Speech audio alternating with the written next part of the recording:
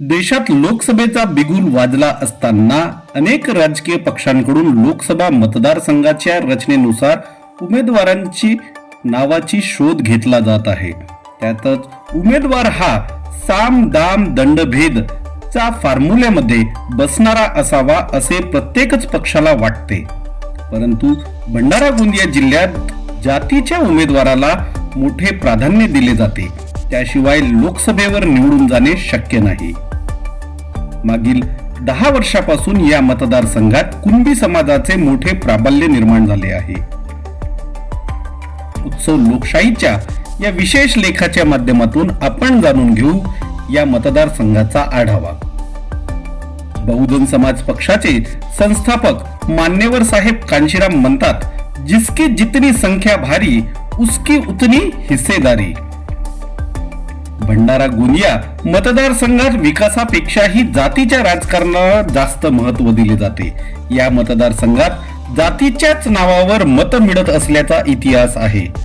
त्याचं कारणही तसंच आहे की अनेक दिग्गजांना पराभूत करणारा हा मतदारसंघ म्हणून भंडारा गोंदियाची ओळख आहे.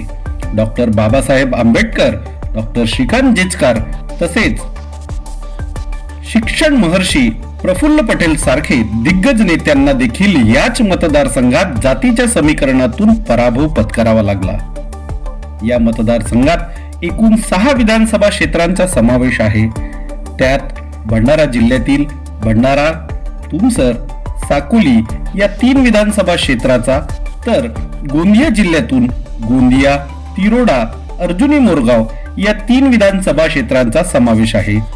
जातीय समीकरणानुसार या मतदारसंघात कुणबी, तेली, पोवार, अनुसूचित जाती जमाती, मुस्लिम तथा माडी समाज मोठ्या प्रमाणावर आहे.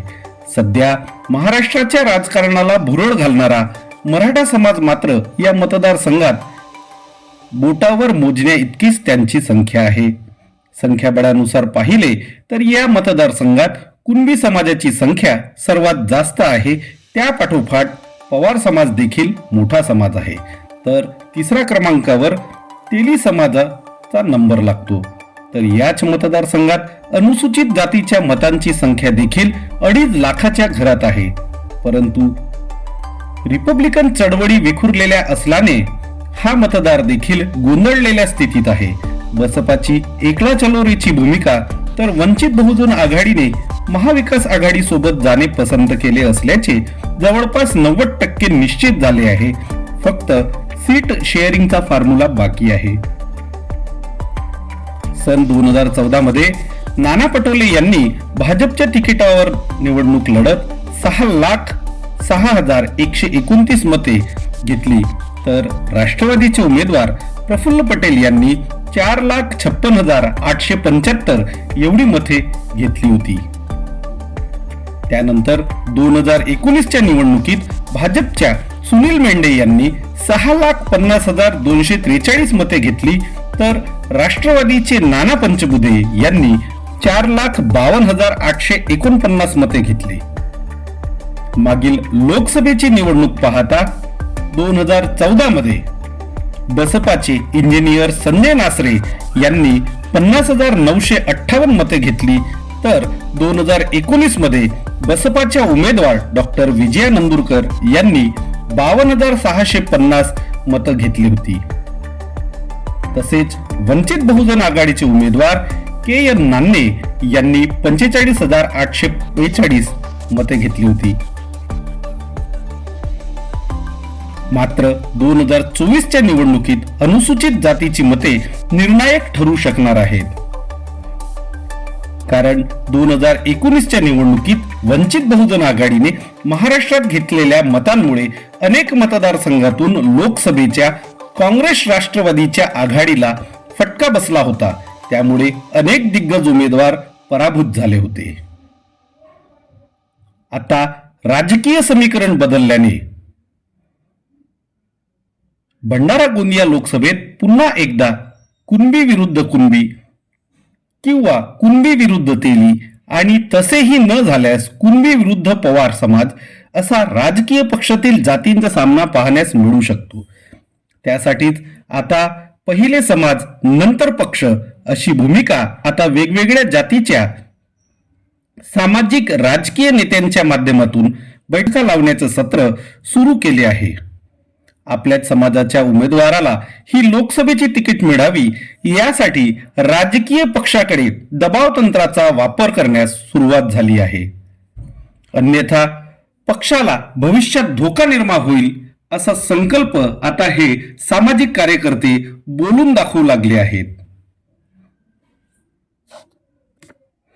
कुणबी समाजाकडून विद्यमान खासदार सुनील मेंढे, माजी पालकमंत्री डॉक्टर परिणय फुके, विजय शिवणकर, काँग्रेसचे आमदार नाना पटोले, माजी आमदार सेवक वाघाळे, डॉक्टर चंद्रकांत निंबारते, सहकार क्षेत्रातील दिग्गज नेते सुनील फुंडे, तर तेली समाजाचे नेते ब्रह्मानंद करंजेकर, विधान परिषदेचे आमदार अभिजित वंजारी, माजी राज्यमंत्री बंडूभाऊ सावरबांदे, काँग्रेसचे भंडारा जिल्हाध्यक्ष मोहन पंचभाई, भाजपचे माजी जिल्हाध्यक्ष शिवराम गिरीपुंजे तसेच BRS पक्षाचे विदर्भ प्रमुख माजी आमदार चरण वाघमारे यांचे नाव घेतले जात आहे. तसेच पवार समाजाकडून इंजिनियर राजेंद्र पटले, माजी खासदार खुशाल बोपचे यांचे नाव पुढे येत आहे. आता हा जातीय उमेदवारीचा फॉर्म्युला राजकीय पक्षातील नेते युती व आघाडीतील गुंता कसा सोडवणार हा प्रश्न लोकसभा निवडणुकीत सर्वच पक्षांसाठी डोकेदुखी ठरणार आहे.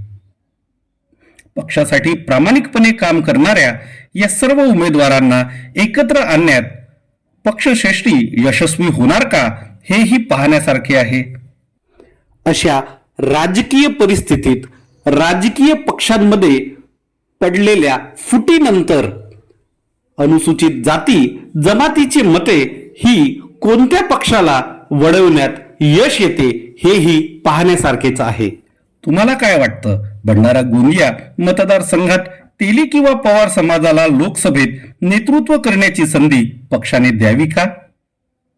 आपले मत कमेंट बॉक्समध्ये नक्की लिहा व अशा नव्या राजकीय बातम्यांसाठी महाराष्ट्र लाईव्ह न्यूज चॅनलला सबस्क्राईब करा. बनवा व्हिडिओ, पाठवा व्हिडिओ.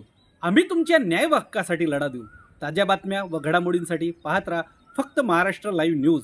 आजच आमच्या चॅनलला सबस्क्राईब करा, शेअर करा, कमेंट करा आणि हो, बेल आयकॉन दबायला विसरू नका. जय महाराष्ट्र.